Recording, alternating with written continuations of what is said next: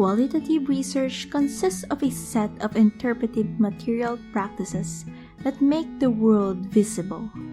These practices turn the world into a series of representations, including field notes, interviews, conversations, photographs, recordings, and memos to the self. At this level, qualitative research involves an interpretive, naturalistic approach to the world. This means that qualitative researchers study things in their natural settings, attempting to make sense of or interpret phenomena in terms of the meanings people bring to them. Qualitative research celebrates the fact that the complexities and intricacies, the connections revealed at any one moment, may or may not exist in another moment in time, reflecting the ever-changing reality of human being.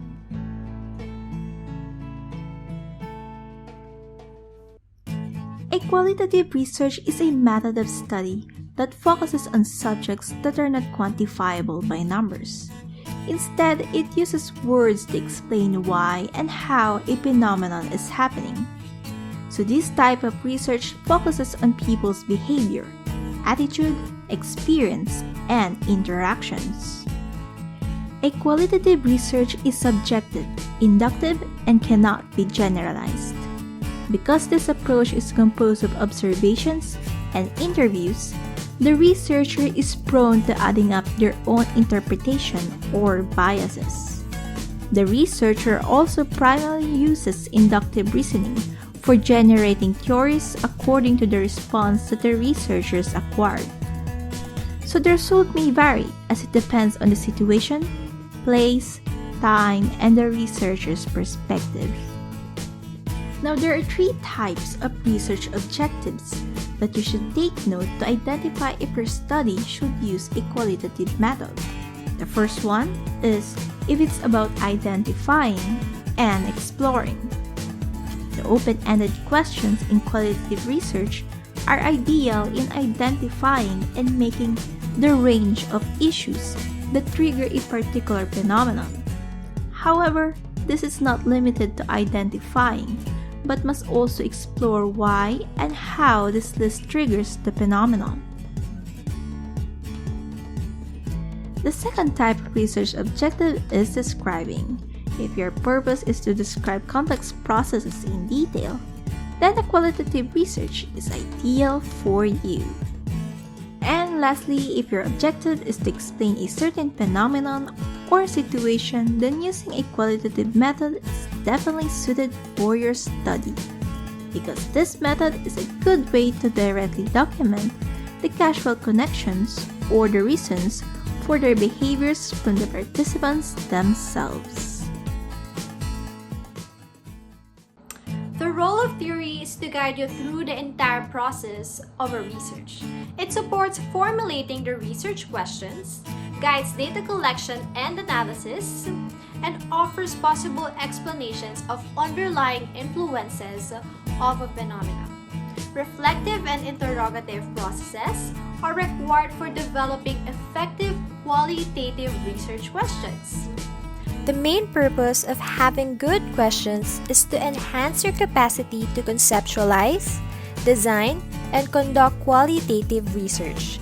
It is also to shape and direct the study in the ways that are often underestimated.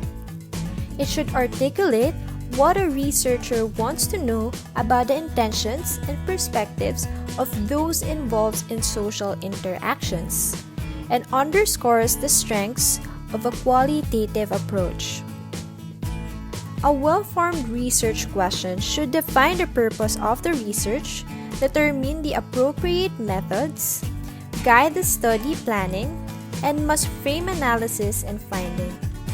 A tip to consider is don't start with a methodology. Rather, start with the research questions. Here are the types of qualitative questions. The first one is, what happened? Next is, what was the meaning to the people of what happened? And lastly, what happened over time? Remember to avoid words such as impact, effect, and cause, as this implies quantitative measurements. A qualitative evidence provides richer, deeper, and broader information based on individuals or case studies. This type of evidence is valuable for describing how and why. It is also believed that evidence would at least be one type of a proposition. But what is a proposition? A proposition is wherein we assert something that is the case, and we are trying to show that the information we possess can establish truth or falsify it. Or in another sense, we are establishing probability, likelihood, warrantability, or anything that is the same. There are 5 levels of evidence, which is adapted from Johns Hopkins model. In level 1, it is experimental, randomized controlled trial or RCT, systematic review RTCs, with or without meta-analysis. Then in level 2, it is the quasi-experimental studies, systematic review of a combination of RCTs and quasi-experimental studies, or quasi-experimental studies only with or without meta-analysis. While in level 3, it is non-experimental, qualitative systematic review with or without meta-synthesis, and systematic review of RCTs, quasi-experimental with or without meta-analysis. In level 4, it is the nationally recognized expert committee or consensus panel reports based on scientific evidence and respected authorities' opinion. In level 5, it is the case reports, financial evaluation, literature reviews, nationally recognized experts' opinion based on experimental evidence, program evaluation, and quality improvement. There are 4 types of qualitative datasets. We have the conversational analysis, narrative analysis, semiotics analysis, and thematic analysis. The analysis method can be a framework analysis or grounded theory. In framework analysis, you have pre-existing research questions, and then you will be looking to provide this through analyzing the dataset. While in grounded theory, you analyze the dataset to look for themes derived from the content and make a decision as to whether one theme is worth exploring more than the others. Grounded theory is the basis if it is thematic and states that the theory emerges out of the data.